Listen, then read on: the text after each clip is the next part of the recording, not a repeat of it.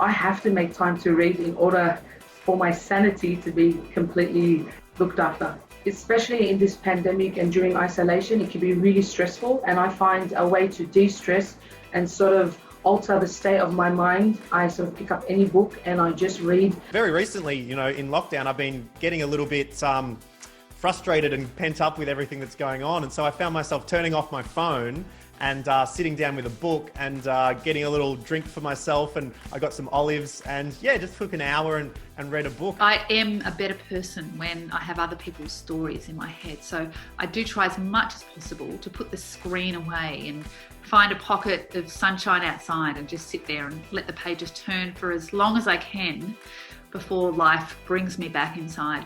I recently got really sick, actually, and surprisingly it was a good thing because I picked up a whole heap of paranormal romance. I'd been just fun reading, something I could read while feeling sick. To see my little nephew Harry, hi Harry, have him reading with me, and when he gets to go and choose his favourite story for Auntie Dan to read to him, that just reignites the passion completely. He's a really, really big fan of Where the Wild Things Are by Maurice Sendak. And that just makes me want to put on all the voices and do all the actions and make sure he's not too afraid that he loves it again. So definitely reading picture books. Go back and read picture books, short stories and poetry. You can't go wrong with those three. I go to bed and I plug my phone in on the other side of the room, and I set myself a challenge of reading a certain number of pages in a book before I go to bed.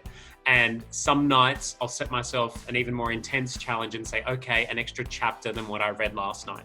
So I've got my weekends, I've got my nights. I'm actually really turned off by TV right now. So I'm usually off in the room with a good book and trying to unplug at the moment. Often some people choose to do this while reading. Just have a little book in the toilet there. And so when you're dropping past, they're in there for a little while, you could read a chapter. And so that's a good place to get a bit of time to yourself to read as well without anyone disturbing you.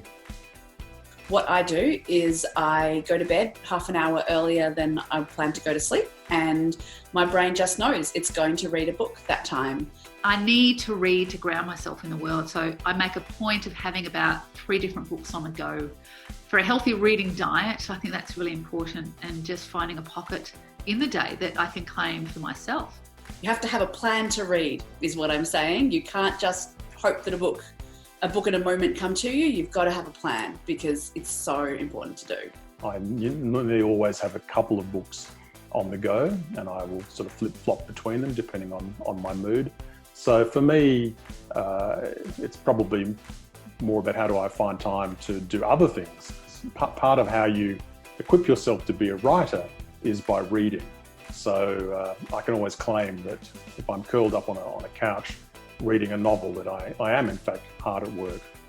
I think the quietness and solitude of reading is really like a cup of tea and Vicky for the soul. It just brings everything back into the here and now.